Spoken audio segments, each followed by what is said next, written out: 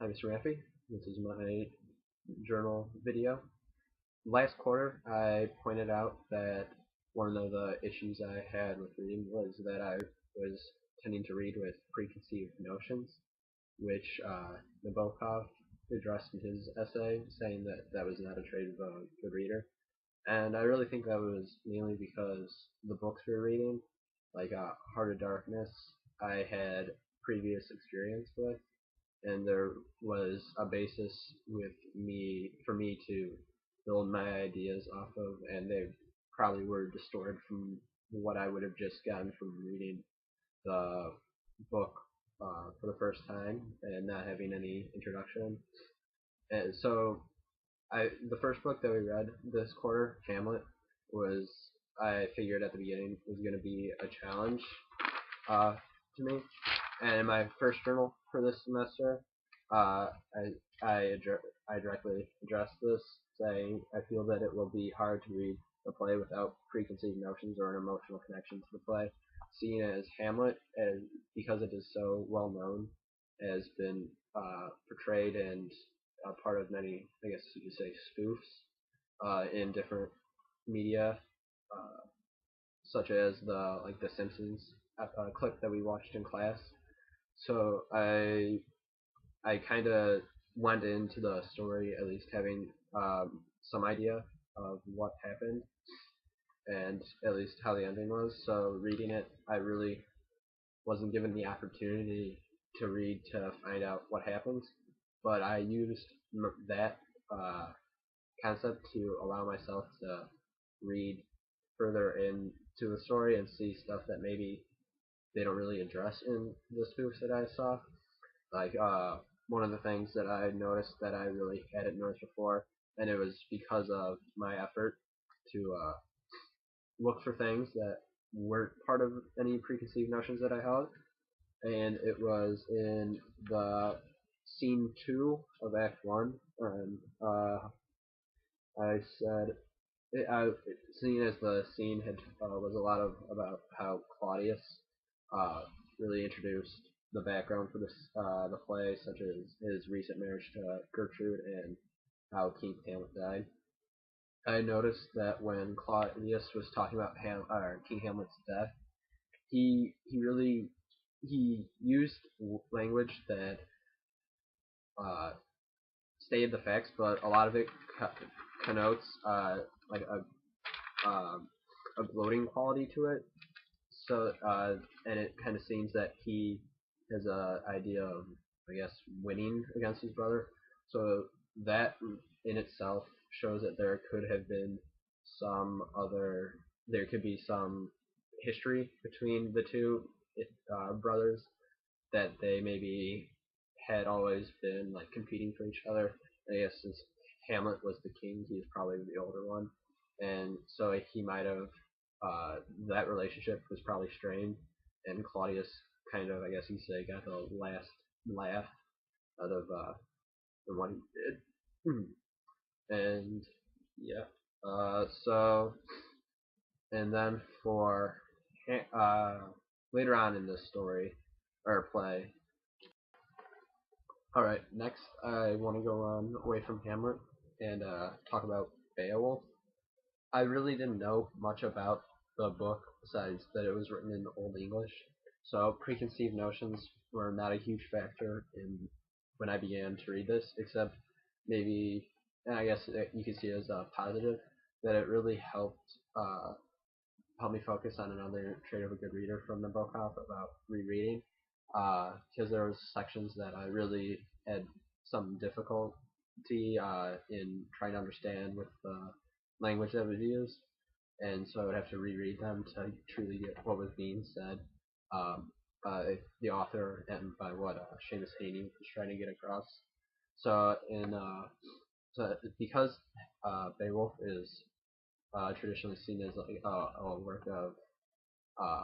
a work of art, I guess, for literary art. I wanted to focus on. Uh, I wanted to direct my attention towards the artistic sense that the poem portrayed, and I addressed this in one of my journals when I was talking about the style of the book, and I was talking about how the poetry in it reflects the mood and is timeless, in that the wording fits both the time period of Beowulf and our time period. And I really used Beowulf to not only draw pleasure from the literal happenings of the book, but also the nuances of the writing and what how each story or each section of the book tried to use literary and artistic measures to create a work that not only has literary merit but merit as a piece of artwork.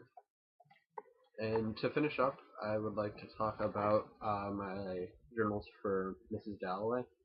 Um, for Mrs. Dalloway, I had decided to really begin to focus on reading with the spine rather than just with the mind or the heart, because I felt that this was a crucial part to becoming a good reader. So in my first journal, I talked about how I was particularly drawn to the character of Septimus. I said, to me, it seems like Septimus is portrayed, and that although he's portrayed as borderline crazy, he is probably the sanest of all other characters that are known at this point in the novel.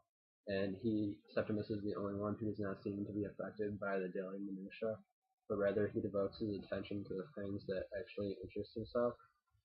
I feel that this represents reading with the spine, because I include emotion, which is being drawn to Septimus, along with accounting for facts and details and how he doesn't subscribe to merely looking at the superficial aspects of daily life and actually takes interest in things.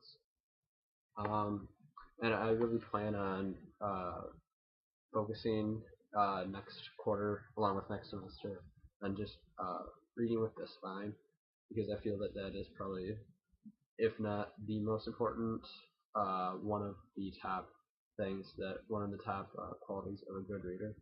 And I hope to be able to benefit from using that quality more often, as well as I hope to strengthen my ability to read with the spine throughout the rest of the stories that we read. Thank you.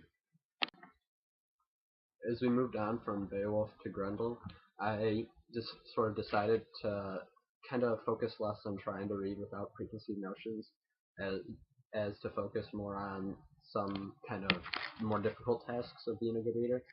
So I chose to take into account Ryan's idea of making sure to observe the context of the details rather than just what they. I really think that I truly began to um, follow this idea when I was during the journal when we were talking about Grendel, if he was a victim or a villain.